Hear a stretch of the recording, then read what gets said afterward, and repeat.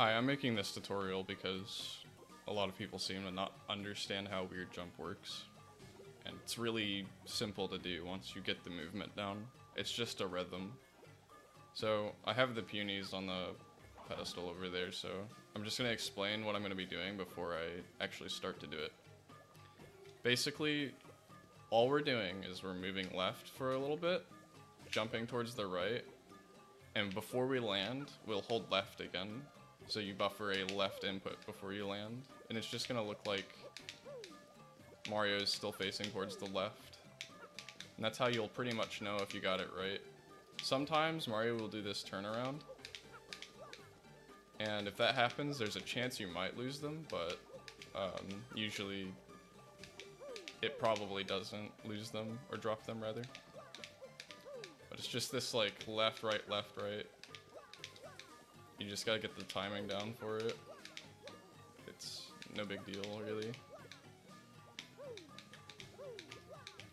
So, now that we understand the movement that we need to do, let's attempt the weird jumps.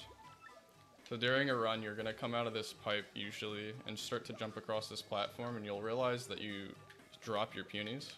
You can actually go for a weird jump across this platform. It's not very recommended because you might fall off like that. But if you do manage to get across, they feel like they drop about half the time when I try to do it, but sometimes you can just make it to the pipe and you'll be fine. I honestly don't know how I'm still keeping them. Anyway, you should be able to just weird jump to the pipe and go down it. If you can't make it from this platform in the one try in your run, activate this pedestal from the far back right, or not the far back right, but the far right. And you'll want to be quick when closing this text box, because as you can see, the Punis will drop if you don't close this text box fast enough. So once you close the text box, you're just gonna go direct left. You can see how Mario stops looking at the pedestal, so you won't accidentally reactivate it after you move left, and you can just do your weird jumps from here. So it's as simple as that. Just left, right, left, right, left, right. And you'll pretty much never lose the Punis. This is very helpful for another trick that I'll work to here in 1 second, called water switch skip.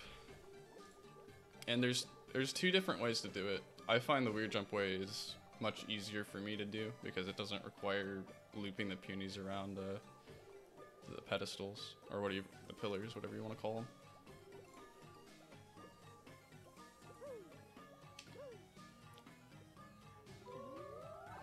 So once you get to this point in the run,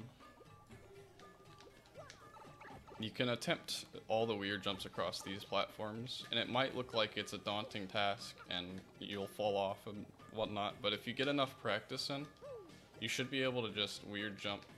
I start weird jumps from here in runs because it's a little more easy for me to start doing it from there. But they don't usually drop until you jump to this pillar, so you can actually start the weird jumps right here.